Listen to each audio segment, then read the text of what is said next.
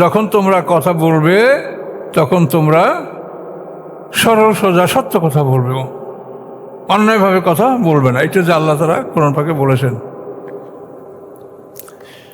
যে ওয়াইজা কুলতুম ফাআদিলু, যখন তোমরা বলবে তখন ন্যায়সঙ্গতভাবে কথা বলবে। তাহলে কথার মধ্যে কোনো পক্ষপাতিত্ব করা যাবে না। তো এখন আমরা এই পৃথিবীতে যে একটা অবস্থা, যে ইরান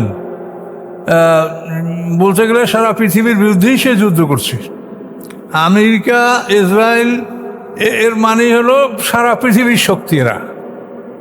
তো কিন্তু তার কাছে সে কখনো মাথা নত করছে না, এবং মাথা নত না করার কারণে সে অপমানিত হয়নি।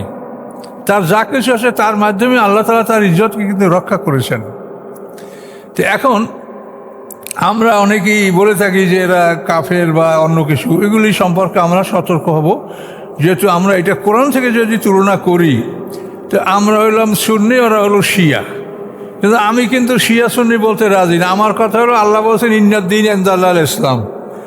আমরা মুসলিম, আত্মসমর্পণকারী, আমরা যারা কোরআন বিশ্বাস করি, আমরা কোরআনের কাছে আল্লাহর দরবারে আমরা আত্মসমর্পণ করেছি, আল্লাহর বিধানের উপরে আমরা আত্মসমর্পণ করেছি। আমরা মুসলিম, অন্য কোনো নাম গ্রহণ করতে আমি রাজি না, বা আপনারাও রাজি থাকবেন না। কোরআন আমাদের যা বলে ওইটাই আমাদের দল। তো এখন আল্লাহ বলছেন ইয়া আইয়ুহাল্লাযীনা আমানু, হে ঈমানদারগণ, লা তাত্তাখিযুল ইয়াহুদা ওয়ান নাসারা আউলিয়া, ইহুদি নাসারাকে তোমরা তোমাদের অভিভাবক বা বন্ধু হিসাবে গ্রহণ করবে না। বাযুম আউলিয়া বাস, তারা একে অপরের বন্ধু। এরপরে সামনে বলেন ওমাইয়া তাওয়াল্লাহু মিনকুম, তোমাদের মধ্যে যে কেউ তাদের সাথে বন্ধুত্ব করবে, ফাইন্নাহু মিনহুম, নিশ্চয়ই সে তাদেরই দলভুক্ত। তাহলে ইহুদি খ্রিস্টানদের দলভুক্ত, ইহুদি খ্রিস্টানদেরকে যেমন বন্ধু হিসেবে গ্রহণ করে, সে তো মুসলমানই থাকছে না। ডাইরেক্ট কোরআনের কথা, ওমাইয়া তাওয়াল্লাহু মিনকুম ফাইন্নাহু মিনহুম, তোমাদের মধ্যে হতে যে তাদের সাথে বন্ধুত্ব করবে, নিশ্চয়ই সে তাদের অন্তর্ভুক্ত। ফাইন্নাহু, নিশ্চয়ই, আল্লাহর কথা। ইন্নাল্লাহা লা ইয়াহদিল কওমাজ জালিমিন, আল্লাহ তাআলা জালেম সম্প্রদায়কে ভালোবাসেন না। তাহলে এখন আমরা যারা সুন্নি দাবিদার বা আমরা হকপন্থী বলে দাবিদার, এই যে ডাইরেক্ট কোরআনের বিরুদ্ধে আমরা, তাহলে আমাদের কি হবে? কোরআনে এর কোনো সার আছে? এর কোনো বিকল্প আছে? তাহলে এখন একটু চিন্তা ভাবনা করে যে আমরা কোন অবস্থায় আছি। আচ্ছা, অন্য আয়াতে আল্লাহ তাআলা বলেন যে ইন্না আসাদ্দান নাসে আদাওয়াতান লিল্লাযিনা আমানুল ইয়াহুদা ওয়াল্লাযিনা আশরাকু। এটা হলো মায়েদার 82 নম্বর আয়াত। আল্লাহ বলেন লা তাজিদান্না আসাদ্দান নাসে আদাওয়াতান লিল্লাযিনা আমানুল ইয়াহুদা ওয়াল্লাযিনা আশরাকু। হে রাসূল, আপনি পাবেন মানুষের মধ্যে সবচেয়ে কঠিনতম দুশমন মুমিনদের জন্য। মানুষের মধ্যে মুমিনদের জন্য কঠিন দুশমন পাবেন কাদেরকে? ইয়াহুদা ওয়াল্লাযিনা আশরাকু, ইহুদি এবং মুশরিক, এই দুটো জাতিকে। এখন আল্লাহ আমাদের অভিভাবক, আল্লাহ আমাদের মালিক, তিনি আমাদের বন্ধু, সব কিছু। তিনি বলে দিয়েছেন যে আপনি পাবেন দুইটা জাতি, ইহুদি এবং মুশরিক। এটা মুসলমানদের জন্য পরম শত্রু। এখন এই আল্লাহ এখানে বললেন এই, আর ওখানে বললেন ওই কথা, যে এদের সাথে বন্ধুত্ব করলে তোমরা ইহুদি খ্রিস্টান হয়ে যাবে। আর এখানে বললেন এই কথা। সূরা ফাতিহায় বলছেন গায়রুল মাগদুবি আলাইহিম ওয়ালাদ-দাল্লিন। আল্লাহর কথায় কোনো মানে বৈপরীত্য আছে? একই কথা আল্লাহ বলেছেন। তো এই কথা বলার পরেও যারা এই ইহুদি খ্রিস্টানের সাথে বন্ধুত্ব করে, এবং এরা যখন মুসলমানদের উপরে জুলুম করে যাচ্ছে পৃথিবীতে, গাজায়, প্যালেস্টাইনে তারা 1 লক্ষের উপরে নিরীহ মানুষকে হত্যা করছে, এখনও করতেছে। এই অবস্থাতেও যারা এদেরকে সাহায্য করে, তারা কি মুসলমান বলেন? লেবাস পোশাক পাগড়ি পরলে কি মানুষ মুসলমান হয়? তা আপনারা সতর্ক হন। এ তো লেবাস সর্বস্ব মুসলমান। এখন আমি দেখেন কোরআন কি বলছে আর আমরা কি করছি। এই জন্যই এটা অত্যন্ত চিন্তার বিষয়। এগুলো চিন্তা করলে আমার মানে মনে হয় আমি কি বলবো, মানে অসুস্থ হয়ে যাওয়ার পালা। এই অবস্থাতে আমরা কোথায় যাব, কি করবো? এই দেশের মানুষ ইমানদার, আপনাদের ইমান আছে, আপনারা দিন কায়েম করতে চান, দিন কায়েম করা ফরজ। কাজে এই মানুষের ইমান দিন কায়েম করে, কিন্তু দিন কায়েম করা যে কত জটিল তা তো আর সবাই বোঝে না। সাধারণ মানুষ বোঝে যে আমরা দিন কায়েম করবো, দিনের জন্য করতেছি, কিন্তু এই দিন কায়েম করা কত কঠিন এইটা যারা চিন্তা করে তাদের তো হুঁশ জ্ঞান হারাই যাওয়ার মতো অবস্থা, যে আসলে এটা আমরা কি করে করব। তার কারণ আমরা যেটা চেষ্টা করি মুসলমানদের 56 রাষ্ট্র, একটা রাষ্ট্র আমাদের সমর্থন করবে না। তাহলে মুসলমানরা যদি মুসলমানদের সমর্থন না করে, আর ওরাও যদি না করে, ওরা তো আসাদ মুসলমানদের কঠিন শত্রু আছেই, তাহলে আমরা কিভাবে এটা বাস্তবায়িত করব বলেন? তো এই জন্য যারা জ্ঞানী তাদের অন্তরে খুব ব্যথা বেদনা যে আল্লাহ পৃথিবীটা কি অবস্থায় আছে।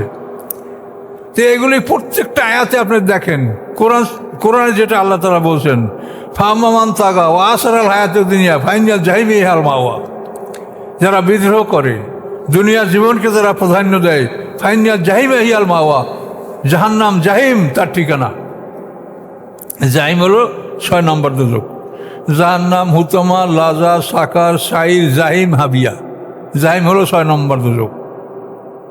তাহলে দুনিয়াকে যারা দুনিয়াকে প্রাধান্য যদি নাই দেয়, তাহলে এই ইহুদি খ্রিস্টানকে এই মুমূর্ষ সময় যখন তারা সারা পৃথিবীর মুসলমান থেকে মেরে বেড়াচ্ছে, তখন তাদেরকে সাহায্য করছে এরা।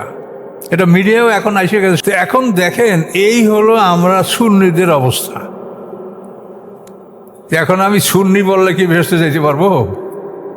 ভেস্তে যাইতে হলে কোরআনের সাথে আমার জীবনের মিল থাকতে হবে। তাহলে এখন এই জন্য সর্বশেষ একটা আশার আলো কোরআনে আছে, সেটা হলো এই সূরা মায়েদার মধ্যে, ইয়া আইয়ুহাল্লাযীনা আমানু আলাইকুম আনফুসাকুম লা ইয়াদুররুকুম মান দাল্লা ইযা ইহতাদাইতুম। এই আয়াত, হে ঈমানদারগণ, তোমরা নিজেদেরকে রক্ষা করো, আত্মরক্ষা করো। আপনি নিজে জেনে শুনে কোনো অন্যের মধ্যে ঢুকেন না।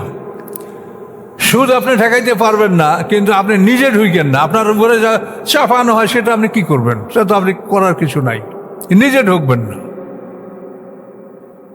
অনেকেই কয়, হুজুর টাকা যে কয়টা আছে তো ব্যাংকে জমা দিছি, লাভ যেটা হয় সেটা খাই, আর যদি মূলধন ব্যবসা করিতে ব্যবসায় হেরে যাব, আমি কিছু পাবো না, আর যদি খাইতে থেকে এমনি ফুরেই যাবে, তা আর কী করবো? তা আমি বলছি, আপনার যা আছে ওইটা খাইতে থাকেন আর আল্লাহর কাছে বলতে থাকেন, ফুরিয়ে গেলে আল্লাহ রিজিক দিবে। কিন্তু আমরা সুদ খাইয়েন না, সুদের কারবারে ঢুকেন না। আপনারা শহরের মানুষ, অধিকাংশ মানুষ আপনারা ধনী চাকরিজীবী, কাজে এইটা আপনাদের সবারই এই সমস্যাটা আছে যে চাকরি করার পরে যে টাকাটা পাই এটা ব্যাংকে রেখে তার ইন্টারেস্টটা খাবো, আর মূল টাকাটা থাকবে। এইটা করলে আপনি মানে মহাবিপদে পড়বেন। কারণ সুদ হলো, যত পাপ আছে এই সমস্ত পাপের মধ্যে শ্রেষ্ঠ পাপ হচ্ছে সুদ। তো এই জন্য এই সমস্ত ব্যাপারে নিজেকে রক্ষা করেন। আপনি যতখানি সম্ভব নিজে আপনি ওর মধ্যে ঢুকেন না, অন্যের মধ্যে নিজে ঢুকবেন না। এরপরে আপনি নিজেকে যদি সামলে রাখেন, আল্লাহ বলেন লা ইয়াদুররুকুম মান দাল্লা ইযা ইহতাদাইতুম, যখন তোমরা নিজেরা হেদায়েতের মধ্যে থাকবে, তখন যারা বিপদগামী তারা তোমাদের ক্ষতি করতে পারবে না। এটা একেবারে হলো সর্বশেষ আয়াত, যে আমরা অনুভয় এখন আমাদের পৃথিবীতে এখন আসলে সেই অবস্থা এখন। তো এই জন্য আমরা কারোর সাথে শত্রুতা নয়, শুধু আল্লাহ কোরআনে বলছেন যে ওয়াইজা কুলতুম ফায়াদিলু, যখন তোমরা কথা বলো তখন ন্যায়সঙ্গতভাবে কথা বলো। এই আল্লাহর আয়াতের প্রেক্ষিতেই। আর আমরা যদি এই সত্য কথা না বলি, তাহলে আর সাকেতনা হকের শয়তানুন আখরাসুন, হক থেকে যে বিরত থাকে সে গঙ্গা শয়তান। কাজেই সত্য কথা যদি বলা সম্ভব হয় তাহলে আমরা বলবো, আর যদি আমরা বলতে নাই পারি তো তখন আমাদের বন্ধ করতে হবে। সেটা সময় আসলে দেখা যাবে যে কি হয়। কথা বুঝতে পারছেন? তো এই জন্য কোরআনে যেটা আছে এই কথাগুলো আপনারা স্টাডি করবেন, এর সাথে নিজেকে মিলান, অন্য মুসলমানদের মিলান, পৃথিবীকে মিলান। এই যারা রাজতন্ত্র টিকিয়ে রাখার জন্য এইভাবে নিজেদের ইমান শেষ করে, এদের ইমান তাদের নাই, এটা পরিষ্কার কথা। ইহুদি খ্রিস্টানদের সাথে যারা বন্ধুত্ব করবে, আল্লাহ ফাইন না হোমের নোম, তো ওরা তো ইহুদি খ্রিস্টান, তো মুসলমান, ইমান তো নাই। তো এখন এই তাদের রাজতন্ত্র টিকিয়ে রাখার জন্য তারা ইমান বিক্রি করে দিল, নিজেদের জীবনকে ধ্বংস করে দিল, ইহুদি খ্রিস্টানকে বন্ধু হিসেবে গ্রহণ করলো। তো এখন এটা পরিণাম কী হবে দেখেন। খোলাফায়ে রাশিদিন 30 বছর আল্লাহর আইনে পৃথিবী শাসন করছে। এদের পরে উমাইয়ারা আসলো, তারা 92 বছর পৃথিবী শাসন করছে।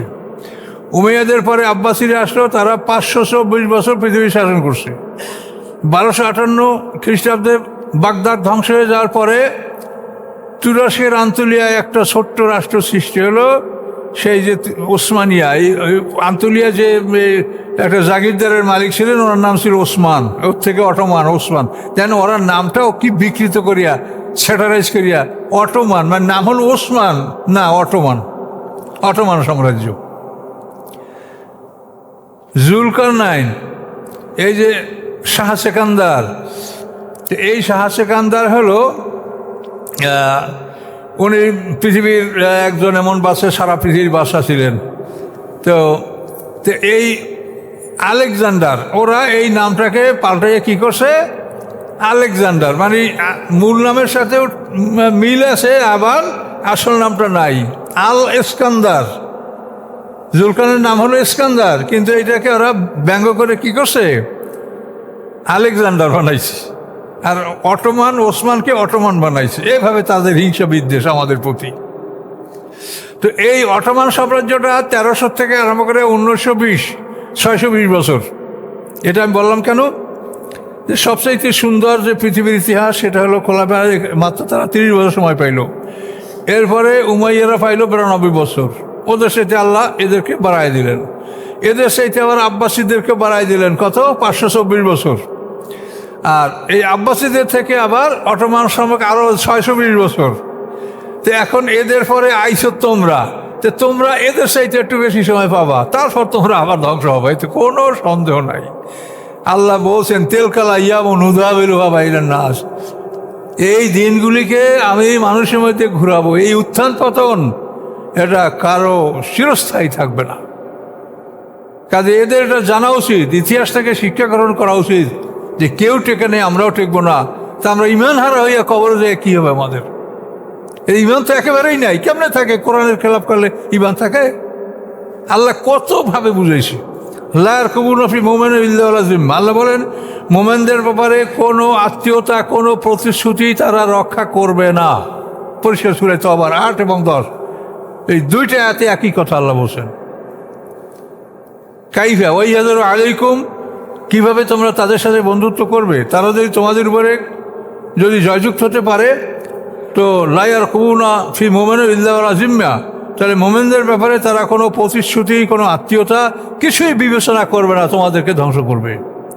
এই সব কথা কোরআনে বলার পরেও এরা ইহুদি খ্রিস্টানদের আশ্রয়ে নিজেদের রাজতন্ত্র কায়েম রাখে। রাজতন্ত্র থাকবে না, যতই সোনার বাথরুমে পায়খানা করো, এ রাজতন্ত্র তোমরা টিকে রাখতে পারবে না। সময় যখন আসবে তোমরা অপমানের সাথে ধ্বংস হবে।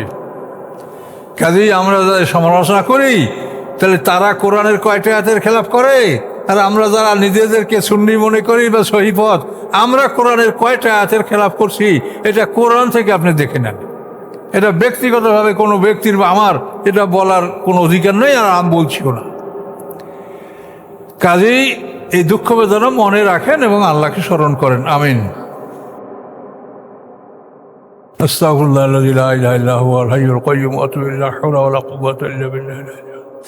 আল্লাহুম্মা সাল্লি আলা মুহাম্মাদ ওয়া আলা আলি মুহাম্মাদিন কামা সাল্লাইতা আলা ইব্রাহিম ওয়া আলা আলি ইব্রাহিম ইন্নাকা হামিদুম মাজিদ। আল্লাহুম্মা বারিক আলা মুহাম্মাদ ওয়া আলা আলি মুহাম্মাদিন কামা বারাকতা আলা ইব্রাহিম ওয়া আলা আলি ইব্রাহিম ইন্নাকা হামিদুম মাজিদ। আল্লাহুম্মা আমিন। ربنا عليك توكلنا وإليك نبنا وإليك المصير. ربنا لا تجعلنا فتنة للذين كفروا واغفر لنا ربنا إنك أنت العزيز الحكيم. ربنا لا تزغ قلوبنا بعد إذ هديتنا وهب لنا من لدنك رحمة إنك أنت الوهاب. سبحان ربك رب العزة عما يصفون، السلام على المرسلين، الحمد لله رب العالمين. السلام عليكم.